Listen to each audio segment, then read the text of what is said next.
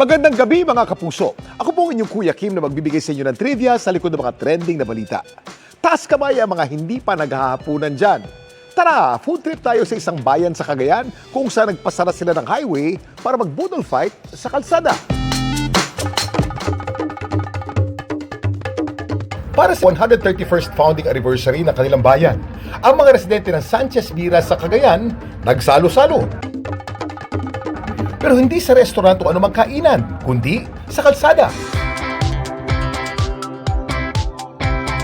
Ito ang kanilang bersyon ng boodle fight na tinawag nilang Kabayan sa Daan. Everyone is invited. Kahit turista pwede. It's a very Filipino thing, di ba? Yung magfi-fiesta ka tapos tatanggap ka ng mga bisita.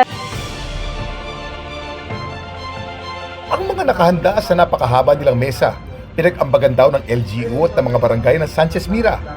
May paletsyon, igado, pansit, at syempre, gulay. Basically, mga Ilocano favorites. Highlight din sa hapag ang pinagmamalaki nilang Sanchez Mira longganisa. Masarap po. Ito na yung pangalawang boodle fight dito sa Sanchez Mira. Ilang sandali mula ng simula ng boodle fight, simot agad ang kanilang handa. Definitely, yung fellowship ang habol namin. Ang gusto lang namin magsama-sama yung buong Sanchez Mira. Pero may ideya ba kayo kung paano nagsimula ang hilig natin mga Pilipino sa boodle fight?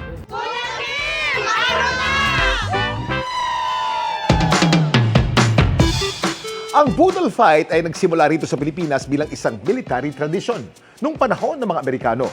Ang boodle ay isang military slang ng ibig sabihin ay pagkain. Sa mga sundalo, ang boodle fight ay simbolo ng pagkakaisa at pagkakapantay-pantay.